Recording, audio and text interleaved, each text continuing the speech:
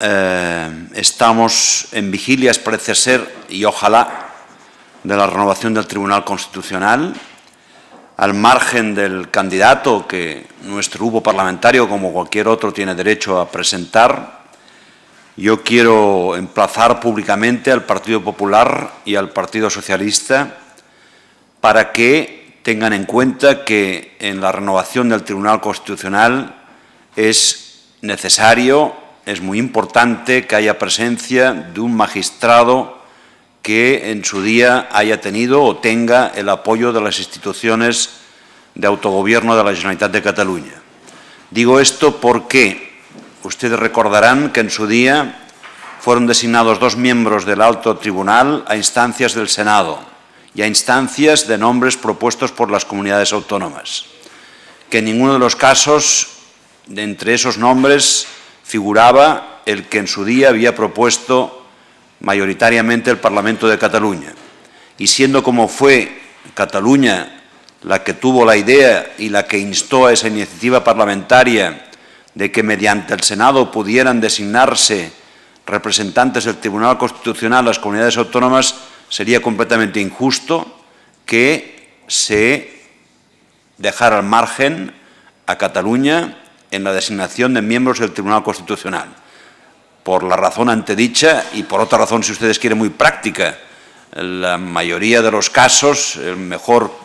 o el principal cliente del Tribunal Constitucional es normalmente Cataluña. Por tanto, tiene sentido desde este punto de vista que también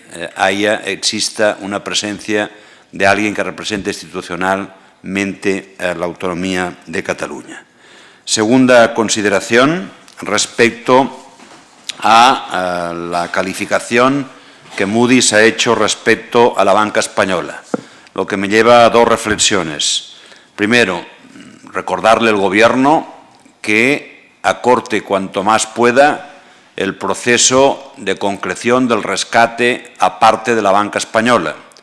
y que en todo caso sea transparente y no siga ocultándose bajo la metáfora de palabras a través de las cuales no se dice exactamente lo que corresponde,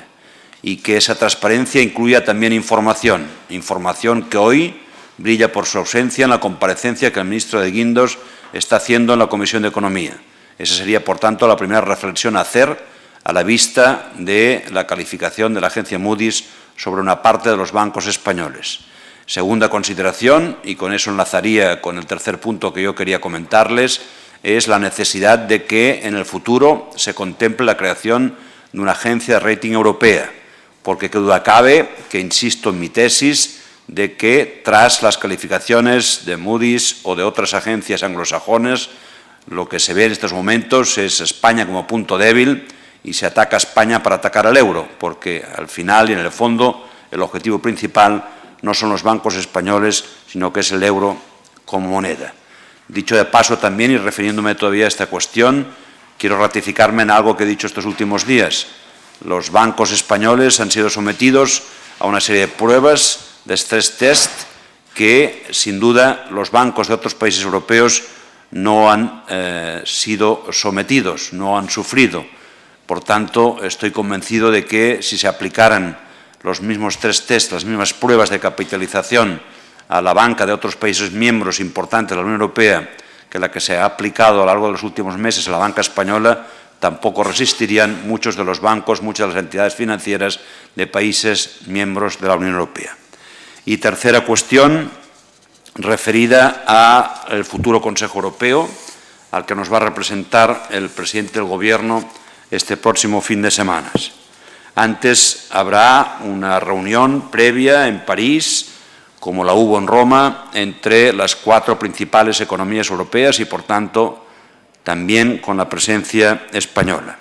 Espero y deseo que el Gobierno de España y, por tanto, el presidente del Gobierno de España entienda que es imprescindible que de la cumbre europea, del Consejo Europeo, salgan no señales en cuanto a declaraciones de futuro, sino hechos, emplazamientos concretos hacia una unión bancaria, hacia una unión fiscal, hacia una unión presupuestaria. Y en este sentido yo me muestro favorable al informe que suscriben el presidente de la Comisión, el presidente del Consejo Europeo y el presidente del Banco Central Europeo en el sentido de pensar en un superministerio de Finanzas y en el sentido de pensar también un control presupuestario por parte de la Unión Europea respecto a los presupuestos de los Estados miembros. En definitiva,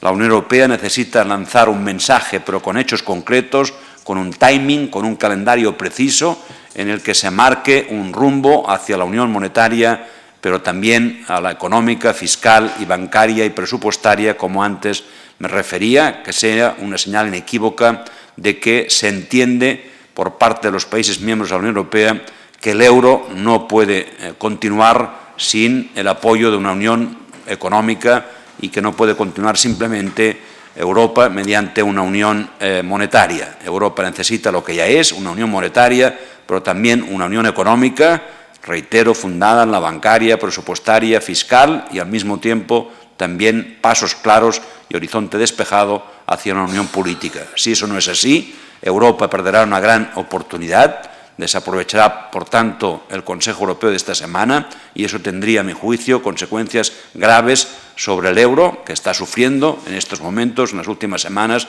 y que lo haría gravemente de no haber en ese Consejo Europeo ese resultado tangible que permitiera visualizar a los mercados una absoluta tranquilidad respecto al futuro.